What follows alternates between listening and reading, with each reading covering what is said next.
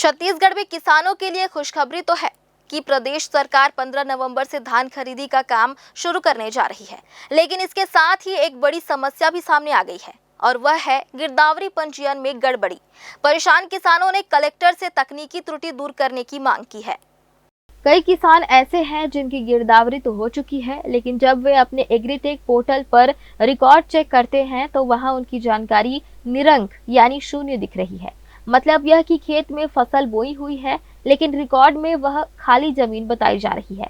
इस गड़बड़ी को लेकर किसानों में भारी नाराजगी है। बिलासपुर जिले के छेरका बांधा पंचायत के ग्रामीणों ने विधायक अटल श्रीवास्तव के नेतृत्व में कलेक्टर कार्यालय का घेराव किया। किसानों का कहना है कि जब उन्होंने सही तरीके से पंजीयन करा लिया, गिरदावरी भी पूरी कर ली गई, तो फिर सिस्टम में रिकॉर्ड शून्य कैसे दिख रहा है। किसानों का कहना है कि अगर जल्द इस समस्या का समाधान नहीं हुआ तो उनकी धान खरीदी रुक जाएगी, जिससे उन्हें भारी नुकसान उठाना पड़ेगा। किसानों ने मांग की है कि सरकार अगर पोर्टल की समस्या जल्द ठीक नहीं कर सकती तो पुराने रजिस्ट्रेशन के आधार पर ही इस साल धान खरीदी की जाए।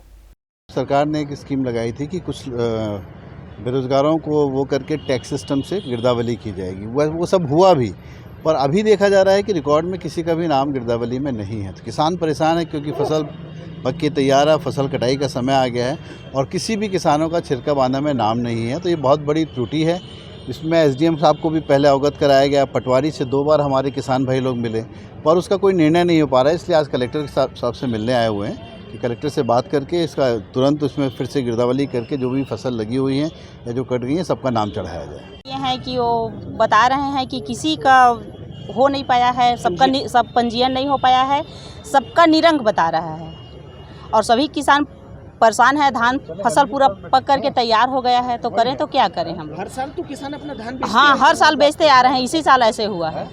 इस पूरे मामले में जब मीडिया ने जिला कलेक्टर संजय अग्रवाल से बात की तो उन्होंने कहा कि यह समस्या पोर्टल की तकनीकी खामी के कारण आ रही है। कई जगहों पर वोटर लिंकिंग और डेटा अपडेट नहीं हो पाने की वजह से रिकॉर्ड गलत दिख रहा है। कलेक्टर ने भरोसा दिलाया कि जल्द ही पोर्टल को सुधारने और रिकॉर्ड अपडेट करने की कार्रवाई की जाएगी ताकि किसानों को किसी तरह की परेशानी ना हो। इसमें चूंकि ये इस बार यूनिफाइड पोर्टल के माध्यम से धान खरीदी होना है, इसलिए किसान जो ऐसे लोग जिनका भी यूनिफाइड पोर्टल में पंजीयन नहीं हुआ है, उसमें से कुछ किसान आज आए हैं। और ये क्योंकि ये टेक्निकल एक चीज़ होती है जिसमें लगातार इम्प्रूव हो रहा है, तो अभी भी जैसे महाल गांव है बोदरी का, वहाँ नहीं हुआ है, लेकिन स्टेट लेवल की टीम इसको लगातार प्रयत्न कर रही है। काफ़ी बड़ी संख्या में पहले नहीं हो पाया था। अब ज़िले में बहुत कम ऐसे गांव हैं जहां पे कुछ टेक्निकल प्रॉब्लम है, उसको भी निराकरण कर लिया जाएगा। जितना भी हो सकता है ज़रूर हो जाएगा। इसके बाद भी अगर कोई टेक्निकल प्रॉब्लम आएगी तो उसको रिक्वेस्ट करेंगे। फिलहाल किसानों की सबसे बड़ी उम्मीद यही है कि सरकार जल्द से जल्द पोर्टल की दिक्कतें दूर करे ताकि उनके मेहनत की कमाई धान की एक एक बाली सरकारी खरीदी केंद्रों तक पहुंचे बिना रुकावट के। अब देखना होगा कि किसानों की समस्या कब सही होता है। ग्रैंड न्यूज के लिए कैमरामैन गोलू कश्यप के साथ भारतेंदु कौशिक की रिपोर्ट।